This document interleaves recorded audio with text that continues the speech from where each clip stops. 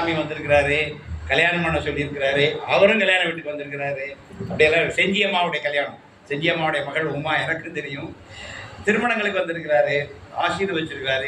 அபூர்வம் மகா கல்யாணத்துக்கு இந்த பிச்சைக்காரன் போறேன்னு சொல்லி ஒரு பெரிய கூட்டத்தையே கூட்டு போயிருக்கிறாரு சுவாமி. இந்த லீலைகள்லாம் நடந்திருக்கு. கல்யாணத்துக்கெல்லாம் சாமி வந்ததுனால அப்போ சாமி இல்லறத்தை எவ்வளவு சப்போர்ட் பண்ணியிருக்கான்னு சொல்லி ஜோதி ரொம்ப இது பண்ணுறாரு. அந்த முன்னுரை கொஞ்சம் பெருசாக போயிட்டது, இருந்தாலும் பரவாயில்ல. இந்த கல்யாணங்கிற ஒரு பாயிண்ட் நிற்குது. ஒரு இந்த கோட்டில் ஒரு முக்கியமான பாயிண்டாக இதை எடுத்திருக்கிறோம். இப்போது நம்முடைய தமிழ் செம்மல் முருககுமரன் அவர்கள் ஓசீரின் குரலாக ஒலிக்க வருகிறார்.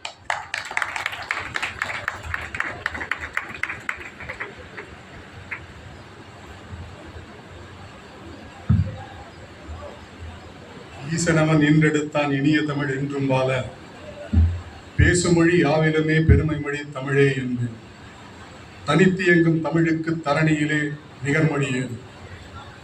வேதக்குரல் விரும்பி வந்த பிறந்த மொழி தமிழே என்பேன்.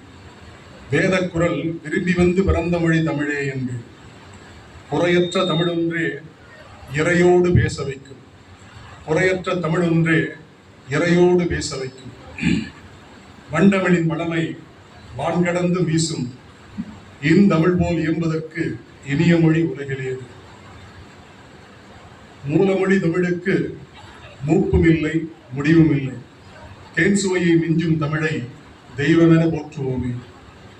செந்தமிழே உயிரே நருந்தேனே என் செயலினையும் மூச்சினையும் உனக்கடித்தேனே. அன்னை தமிழுக்கு என் வணக்கம்.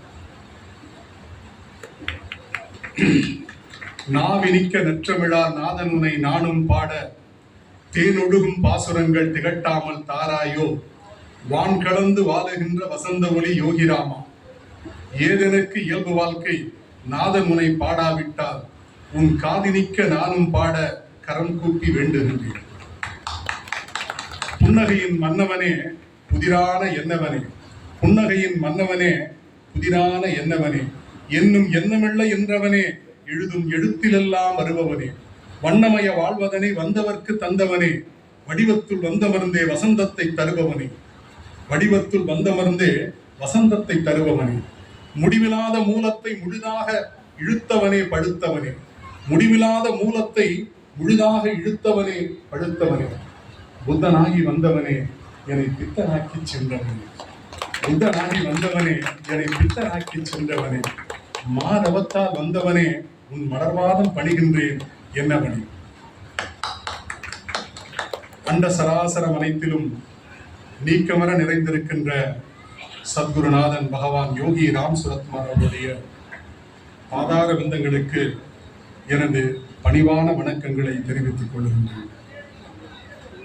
குருநாதருடைய 106வது ஜெயந்தி விழாவினூடே இப்படி ஒரு பட்டிமன்றத்தை நடத்தி ஒரு வித்தியாசமான தலைப்பை கொடுத்து எங்களை எல்லாம் அழைத்து பேச வைத்த அன்னை மாதேவி அவர்களுக்கு எனது பணிவான வணக்கங்களை தெரிவித்துக் கொள்கிறேன். பேரண்டம் கண்டிராத பெருந்தவத்தோனை பிரியமாகி ஈர்த்தவளே,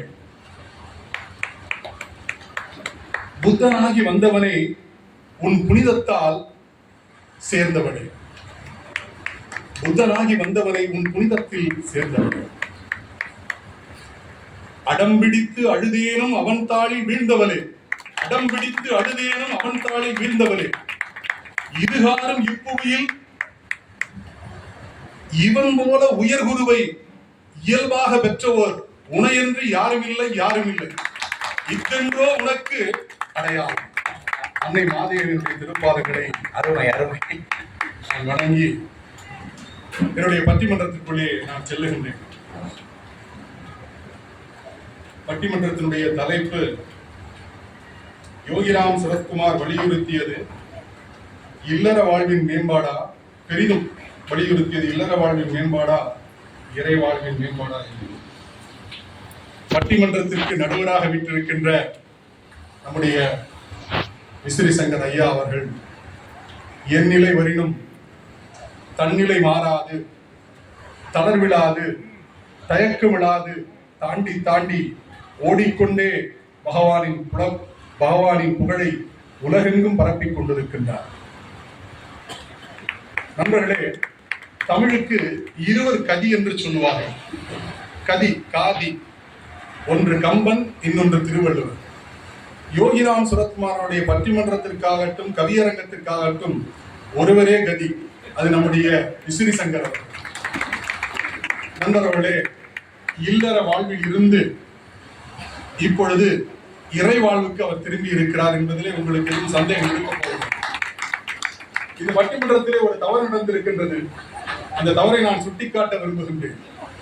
இல்லற வாழ்வில் இருந்து இறை வாழ்விற்கு தன்னுடைய மனைவியான செல்லம்மாவோடு அவர் தான் சென்று கொண்டிருக்கிறவர் எப்படி இல்லற வாழ்விற்கு தன்னுடைய மனைவியை பேச வைத்து அனுப்பியிருக்கிறார் என்பது எனக்கு தெரியவில்லை. அது அவருடைய தீர்ப்புக்கு நான் விட்டு விடுகின்றேன்.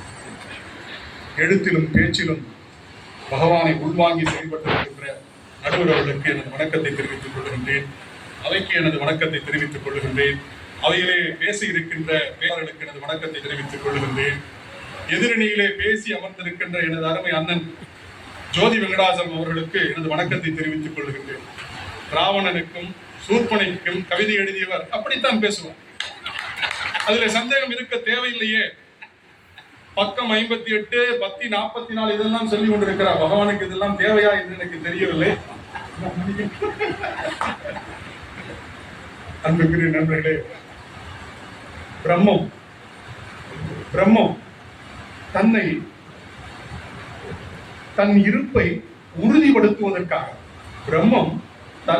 தன் இருப்பை உறுதிப்படுத்துவதற்காக சில நேரங்களிலே மனித உடல் எடுத்து அவதாரமாக வருகின்றன. அதுதான் அவதார புருஷர்கள்.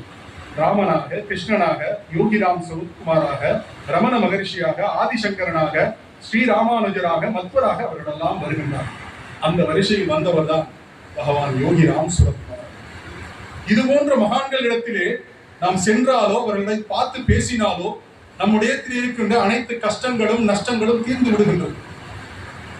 நம்ம என்ன மனசுல கஷ்டத்தோட போனாலும் ஒரு குருநாதரை பார்த்தோம்னா அந்த கஷ்டம் தீர்ந்து விடுகின்றது. ஆனால் அந்த குருநாதர் என்பவர் அந்த நோக்கத்திற்காகவா வருகிறார்? முருகக்குமரனுடைய கஷ்டத்தை தீர்ப்பதற்காகவா யோகிராம் சுரத்குமார் வந்திருக்கின்றார்? அல்லது ஜோதி வெங்கடார் அண்ணன் முகத்திலே ஜோதி தெரிந்திருக்கும் என்பது இருண்டு இருக்கிறார், அவருடைய முகத்திலே ஜோதி தெரிய வேண்டும் என்பதற்காகவா பகவான் யோகிராம் சுரத்குமார் இங்கே அவதாரம் எடுத்து வந்தார்?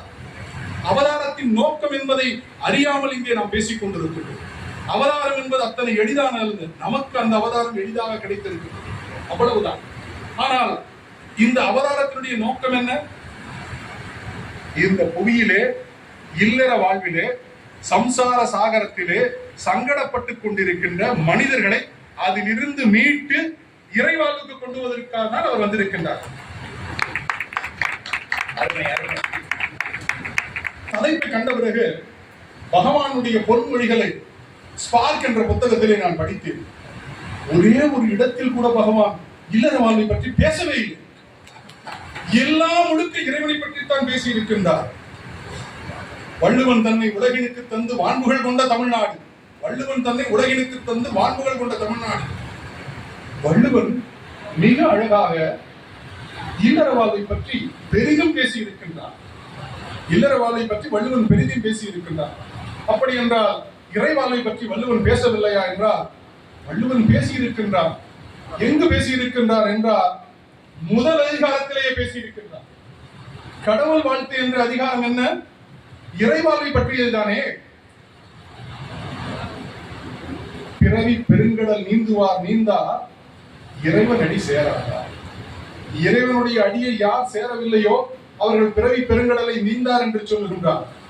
மேலும் சொல்லுகின்றார், வேண்டுதல் வேண்டாமை இலானடி சார்ந்தார்க்கு யாண்டும் இடுமையில்லை என்று வந்து சொல்லுகின்றார். எவன் ஒருவனுக்கு பற்றில்லையோ அவன் பாதங்களை பற்றாவிட்டால் நீ இந்த பிறப்பு இறப்பு என்ற சூழலே சிக்கிக்கொண்டே இருக்க வேண்டும் என்று சொல்லுகின்றார். பகவானுடைய கருத்துக்களை ஆழமாக படித்த பொழுது எனக்கு தெரிந்தது, பகவான் ரொம்ப அழகா சொல்றார். இந்த பிச்சைக்காரன் தந்தையினுடைய ஒரு மிகப்பெரிய பணியாற்றுவதற்காக அனுப்பப்பட்டிருக்கின்றார். அது மிகவும் ரகசியமானது என்று சொல்லுகின்றார். மேலும் சொல்லுகின்றார், இவன் சில நேரங்களில் சிலருக்கு உதவிகளையும்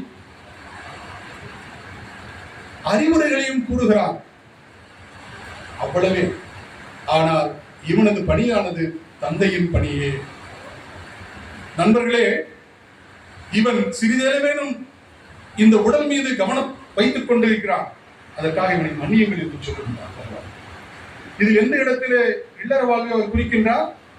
மேலும் சொல்லுகின்றார் பகவான், நீ ஆத்மா என்பதை உணர்வாயானால் வலிமை பெறுகிறார், நீ உடல் என்பதை உணர்வாயானால் உனது வலிமையை இழக்கிறார் என்று பகவானிடத்திலே ஒரு முறை ஒரு பெண்மணி வந்து சொன்னார்கள், சுவாமி, நான் ரமணர் சொன்ன மாதிரி ஹூவமைன்னு கேட்டுக்கிட்டே இருக்கிறேன், நான் யாருன்னு கேட்டுக்கிட்டே இருக்கிறேன், எனக்கு ஒண்ணுமே தெரியல சாமி அப்படின்னாங்க.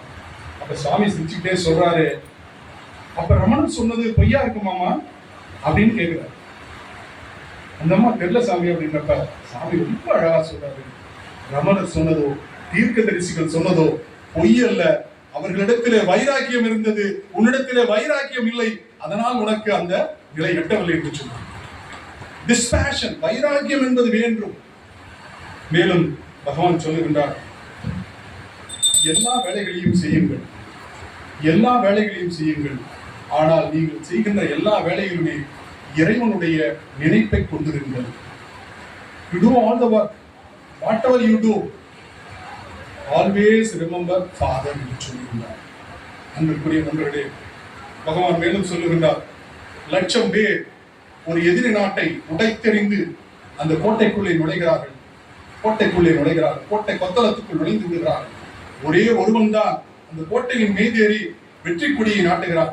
அதுபோல ஒருவருக்குத்தான் இந்த இறை வாழ்க்கையிலே வெற்றி கிடைக்கும். ஆனால் அதற்காக நீ சோர்ந்து விடாமல் வருகின்ற காலங்களிலாவது உனக்கு அந்த வெற்றி கிடைக்கும் என்ற நம்பிக்கையோடு நீ இறைவனிடத்தில் நம்பிக்கை வைத்து செயல்படு என்று பகவான் சொல்லுகிறார். குளத்திலே குட்டையிலே தண்ணீர் இருக்கின்றது, தாமரை வளர்ந்திருக்கின்றது, அதிலே தவளையும் இருக்கின்றது, அந்த தாமரையிலே இருக்கின்ற தேனை எங்கோ இருக்கிற வண்டு வந்து எடுத்துச் செல்லுகின்றது. ஆனால் அந்த குளத்தில் இருக்கின்ற தவளை என்ன செய்கிறது? அங்க இருக்கிற பாசியையும் அழுக்கையும் உண்டு வாழ்கின்றது. ஆக இந்த சம்சாரம் சாகரம் என்கின்ற அந்த குடும்ப வாழ்க்கையிலே இருந்து நீங்கள் தவளையை போல் வாழ வேண்டாம் என்று பகவான் சொல்லியிருக்கின்றார். சகதியிலே சிக்கி இருக்கின்ற பன்றியானது அசுத்தமாக இருக்கின்றது, அதை துடைத்து பசுவாக மாற்றுகிறார் நம்முடைய குருநாதர். குரு என்பவர் ஒரு மருத்துவரை போல, அந்த மருத்துவர் தருகின்ற தீட்சை தான் அது மருந்து. நம்மளை மாத்தி பசு மாதிரி வச்சிருக்காரு, நம்ம மறுபடியும் எங்க போகணும்னு நினைக்கிறோம், அந்த இடத்துக்கே போகணும்னு நினைக்கிறோம். அது இருக்கக்கூடாது. அன்னப்பறவையை போல நாம் வாழ வேண்டும்.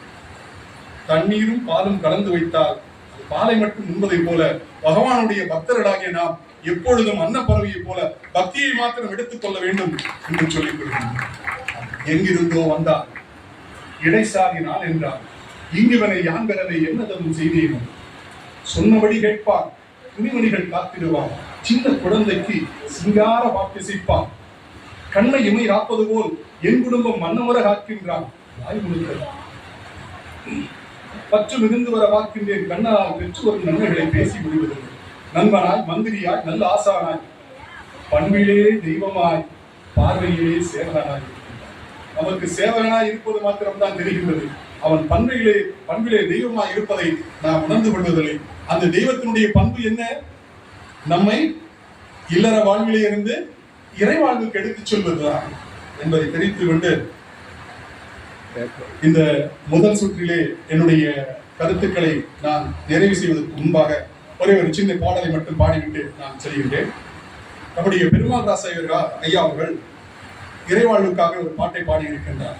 அந்த பாட்டை இங்கே நான் பாடிவிட்டு செல்கின்றேன். யோகிராம் சூரக்குமரா ஐயனே, உன்னை நான் கண்டு கொண்டேன்.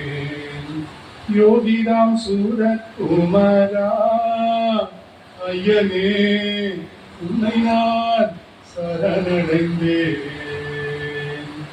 அன்பினை கேட்கவில்லை ஐயனே, அருளையும் கேட்கவில்லை, பொன்னை நான் கேட்கவில்லை ஐயனே, பொருளிலும் நாட்டமில்லை, என்னை நான் கேட்கவில்லை ஐயனே, ஏற்றங்கள் வேண்டவில்லை. உன்னை நான் கண்டு கொண்டேன் ஐயனே, உருகியே எதை இழந்தேன், ஓடியே வந்து விட்டேன் ஐயனே, ஒன்றுமே தோன்றவில்லை. நாடிய சுற்றமெல்லாம் ஐயனே, நட்டெல்லாம் நீயானாய், தேடிக்கொண்டேன் உன்னையே ஐயனே, தேவையோ பிற செல்வங்கள், நாடிடும் சுற்றமெல்லாம் ஐயனே, நட்டெல்லாம் நீயானாய், தேடிக்கொண்டேன் உன்னையே ஐயனே, தேவையோ பிற செல்வங்கள். நன்றி, வணக்கம். அருமை அருமை. இறைபாடு பண்ணி அப்படி ஏற்றமா இருக்கு. 6 பாயிண்ட் அப்படி ஸ்ட்ராங்காக இருக்குது. எனவே இல்லற வாழ்வில் எனக்கும் துணை நிற்கும் திருமதி செல்லம்மா சங்கர் அவர்களை நம்முடைய ராஜி செட்டியார் அவர்கள் இப்போது பதிலளிக்க வருகின்றார்.